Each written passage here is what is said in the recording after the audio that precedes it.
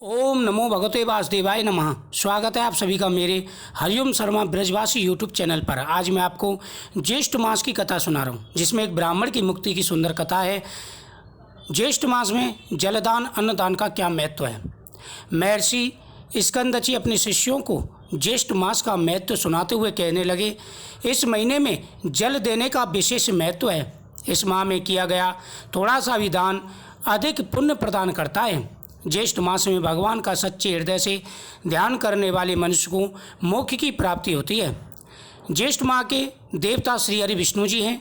इस माह में जलदान, अन्नदान, व्यंजन दान, चंदन दान और हलदान और जूतों दान का विशेष महत्व है। चंदन का दान करने से देवता, ऋषि व पितृ प्रसन्न होते हैं। निर्जल क्षेत्र में प्राणी मात्र की रक्षा के लिए जल का दान करना चाहिए। छायादार वृक्ष लगाने चाहिए, प्याऊ लगवानी चाहिए। ऋषि बोले, हे शिष्यों, जो मनुष्य सक्षम होते हुए भी ज्येष्ठ मास में जल जैसा सुलभ दान नहीं करते, वह मृत्यु के पश्चात नरक की यातना भोगकर पपीहे की योनि में पड़ता है। इस विषय में मैं एक प्राचीन इतिहास कहता हूँ। त्रेता युग के अंत में महेशपुरी में वेद वेदांतों को जानने वाला सुमंत नामक एक श्रेष्ठ ब्राह्मण अपनी पत्नी और पुत्र के साथ रहता था। उसकी पत्नी का नाम गुणवती और पुत्र का नाम देव शर्मा था। एक दिन वह ब्राह्मण समाधि लगाने के लिए वन में गया। कुछ समय श्रीहरि का ध्यान कर वह ब्राह्मण वहाँ स्थित सुंदर सरोवर का जल पीकर वृक्ष की छाया में सो गया। अब जो भी वह वृक्ष की छाया में सो गया था, वहाँ पर जो भी जीव जानवर जल पीने आते थे, सरोवर में जल पीने आ रहे थे, उसे देखकर डर कर भाग जाता और जल पीने से वंचित रह जाते। कुछ नन्हे जीव तो प्यास के कारण मृत्यु को प्राप्त हो गए।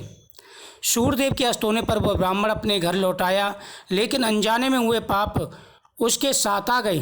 कुछ समय बाद ब्राह्मण अस्वस्थ हुआ और उसकी मृत्यु हो गई। उसकी पतिव्रता स्त्री भी अपने पुत्र और घर का त्याग कर ब्राह्मण के साथ सती हो गई। अज्ञात पाप के दोष से वह ब्राह्मण मृत्यु के पश्चात कई जन्म तक नरक की यातना भुगता रहा। फिर चातक और उसकी पत्नी चातकी की योनि में प्राप्त हुए। चातक और चातकी की योनि में आकर दोनों अपने पुत्र के घर के समीप एक वृक्ष पर रहने लगे। चातक अपने पूर्व जन्म के कर्मों को याद कर जोर जोर से रोता था।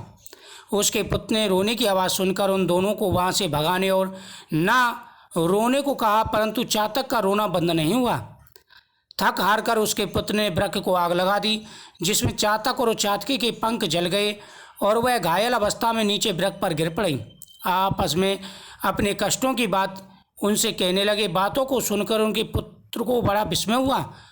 उन्होंने कहा, ये तो मेरे माता पिता हैं। वह ब्राह्मण पुत्र तब श्रेष्ठ ऋषियों के आश्रम में गया और अपने माता पिता का सारा वार्ता उन्हें सुनाकर कहा कि उनके उद्धार का कोई उपाय बताइए। तब ऋषियों ने उसे बताया, तुम्हारे पिता पर पूर्व जन्म का अज्ञात पाप है, उससे मुक्ति के लिए तुम जलदान की व्यवस्था करो। तब ब्राह्मण पुत्र ने ऋषियों के कहे अनुसार अपने माता पिता के नाम का निर्जल वन में प्याऊ लगवा दिया और जहाँ पर आने वाले मनुष्य, पक्षी और जीव जल पीने लगे। उसके इस पुण्य के प्रभाव से उसके माता पिता चातक चातकी की योनि से छूटकर अपने पुत्र को सुख समृद्धि का आशीर्वाद देते हुए बैकुंठ लोक को चले गए। इस प्रकार ज्येष्ठ मास में जल दान का विशेष महत्व है। जो व्यक्ति ज्येष्ठ मास में भगवान विष्णु का पूजन करते हैं, जल दान की व्यवस्था करते हैं, उनके जीवन में कभी कोई कष्ट नहीं आता। उनके पितरों को मुक्ति मिलती है और 7 पीढ़ी तक के पितरों का उद्धार हो जाता है। ज्येष्ठ मास में भगवान विष्णु का पूजन करना चाहिए। ओम नमो भगवते वासुदेवाय नमः मंत्र का जाप करना चाहिए। अगर संभव हो सके तो अमावस्या और पूर्णमासी को हवन भी करना चाहिए। जो व्यक्ति ज्येष्ठ मास में जलदान करते हैं, अन्नदान करते हैं, छायादान करते हैं, जूता दान करते हैं, उनके सभी कष्ट दूर हो जाते हैं। ज्येष्ठ मास में प्रतिदिन सूर्य भगवान को अर्घ देना चाहिए। ओम सूर्याय नमः, भास्कराय नमः आदि मंत्रों का जाप करते हुए आपको सूर्य नारायण को जल जरूर देना चाहिए। इससे सारे कष्ट दूर हो जाते हैं। ज्येष्ठ मास में प्रतिदिन गंगा स्नान का महत्व होता है। स्नान वाले जल में थोड़ा सा गंगा जल मिला करके हर हर गंगे का उच्चारण करते हुए गंगा स्नान करना चाहिए। फिर गंगा जल से भगवान शिव जी का अभिषेक करना चाहिए। इस प्रकार से पूजन करने से हर प्रकार के दुख दूर हो जाते हैं, भगवान का आशीर्वाद प्राप्त होता है, धन सुख समृद्धि सब कुछ प्राप्त होता है। मुझे उम्मीद है आपको यह कथा बहुत ही सुंदर लगी होगी।